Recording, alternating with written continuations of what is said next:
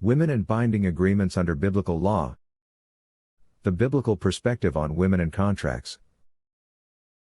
Under biblical law, women were historically considered incapable of entering into binding agreements or contracts without the presence and approval of a male representative, either their husband or father. This legal and cultural framework dictated that, without such male consent, any contractual agreement made by a woman was rendered void. In many instances, both parents are present during the birth or manifestation of a maritime product. However, if prior written consent and approval by the male representative do not exist, the mother, often unaware, may unknowingly enter into agreements with the government. One primary example of this is the submission of an application for registration for a birth certificate. Birth certificates and legal consent. Historically, birth certificates were only issued for slaves before women gained equal legal standing to men.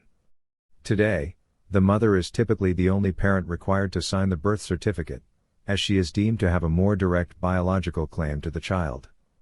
By signing, the parents unknowingly consent to becoming trustees over their child's legal identity. Once the birth certificate is transferred to the Department of Commerce, the newborn's labor is pledged as a secured asset against the government's debt. The financialization of identity. Upon receiving the birth certificate, the government, through the Department of Commerce, pledges the newborn's lifetime labor as an asset. This labor is then underwritten and valued, typically at a lowball estimate of $1 million. A bond is issued and held by a designated bank, and Federal Reserve notes, currency, are then circulated against this bond. Each birth certificate has a bond tracking number, usually consisting of 7 to 9 digits prefixed by a letter. This number correlates to a bond held at a Federal Reserve affiliated bank. Individuals can compare this number to a serial number on a $1 bill, which indicates the Federal Reserve Bank responsible for managing that bond. For example, the letter E on a birth certificate might correspond to the Bank of Virginia. Labor as collateral for Federal Reserve banks. The creation of these bonds means that individuals effectively serve as collateral for Federal Reserve banks.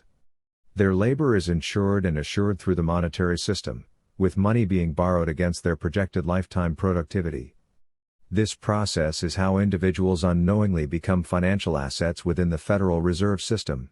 Understanding these mechanisms is crucial for those seeking to reclaim financial and legal sovereignty over their identity and labor. Recognizing the contractual implications of birth registration allows individuals to challenge and reassess their legal status within the financial system.